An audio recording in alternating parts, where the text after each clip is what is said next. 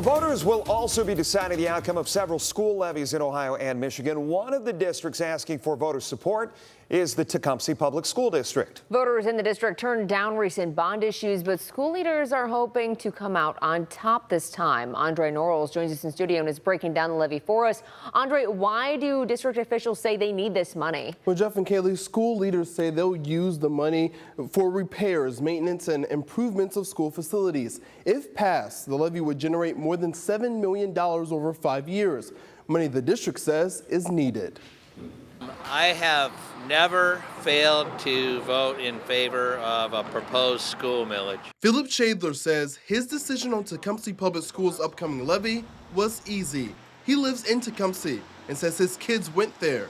As far as I can tell, the school's done nothing but improved, and if voting for the millage allows them to continue to do that, I'm in favor of it. Most of the people we talked to in downtown Tecumseh were for the levy. We did find one who was undecided. They said they didn't know much about it.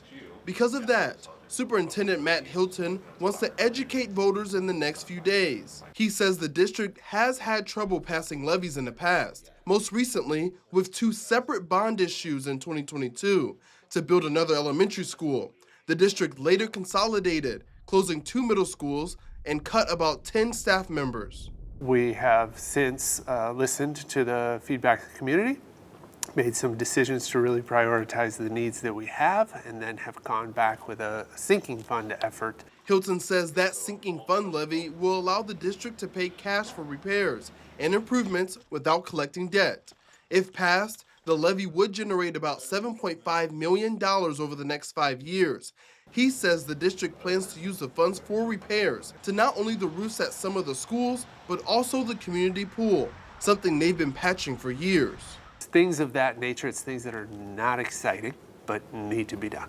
The district says the cost to property owners will be about $130 a year for a home with a taxable value of $75,000. And Shadler says he thinks that's a small price to pay. If school millage is part of property tax, then so be it. Now, if this levy passes, the district's Board of Education will also set aside 3% of its annual budget for building repairs. That's about $750,000. But if the levy fails, the superintendent says they'll have to make some tough decisions. Reporting in studio, Andre Norrells, WTOL 11.